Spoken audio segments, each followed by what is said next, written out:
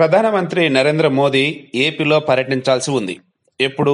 వచ్చే నెల 6వ తేదీన. కానీ ఆయన వస్తాడు అని తెలియగానే టీడీపీ వాళ్ళు ఒక్కసారిగా ఆందోళన చేపట్టాలని నిర్ణయించుకున్నారు. కానీ ఆ తర్వాత ఆందోళన ఏమీ అవసరం లేదు, చివరికి నల్ల బ్యాడ్జీలు మాత్రం ధరిద్దామని ఫిక్స్ అయ్యారు ముఖ్యమంత్రితో సహా. కానీ చివరికి ఏమైందో ఏమో కానీ ఆయన ఏపీ పర్యటన వాయిదా పడింది.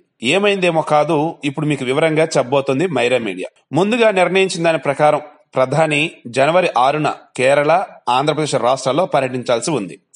అయితే కేరళ పర్యటనపై సందిగ్ధం ఉండడంతో ఏపీ టూర్ వాయిదా పడే ఛాన్స్ ఇక్కడ స్పష్టమైంది.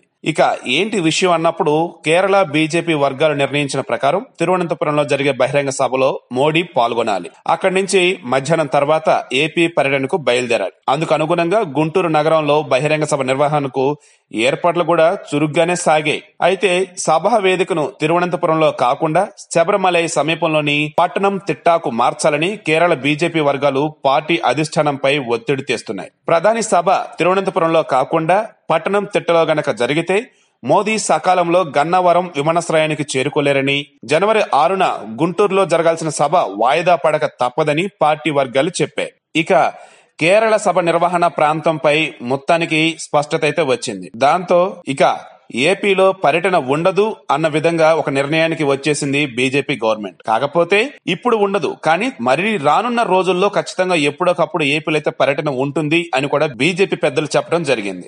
అయితే పార్టీ జాతీయ కౌన్సిల్ సమావేశాలు జనవరి 12, 13వ తేదీల్లో ఢిల్లీలో నిర్వహించాలని బీజేపీ అధిష్టానం మొదట నిర్ణయించింది.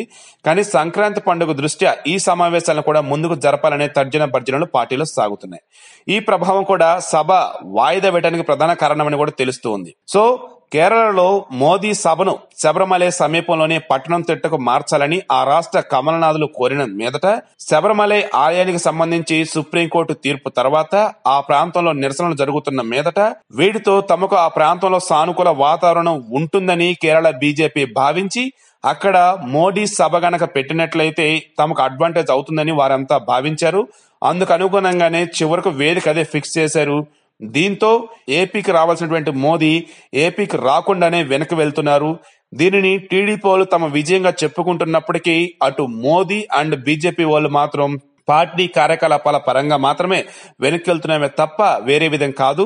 మరలా మరికొద్ది రోజుల్లో ఒక మంచి తేదీ చూసుకొని ఖచ్చితంగా ఏపీ వస్తాము, కేంద్రం నుంచి ఏపీకి ఎటువంటి సాయం అందిందో అదంతా కూడా ప్రజలకు వివరిస్తాము, అదేవిధంగా ఏపీ ప్రభుత్వం అవినీతి అక్రమాలను కూడా బయట పెడతామని కూడా బీజేపీ పెద్దలు చెబుతూ ఉన్నారు. సో ఓవరాల్ గా చూసుకున్నప్పుడు శబరిమలై అయ్యప్పే మోదీని ఏపీ రాకుండా అడ్డుకున్నాడని తెలుగుదేశం వాళ్ళు భావిస్తూ ఉంటే, మరోపక్క మా నిరసనలకి మేము చేసే ఆందోళనలకి తట్టుకోలేకే ఏపీ రాకుండా మోదీ వెనుతిరిగాడని టీడీపీ చెప్తూ ఉన్నారు.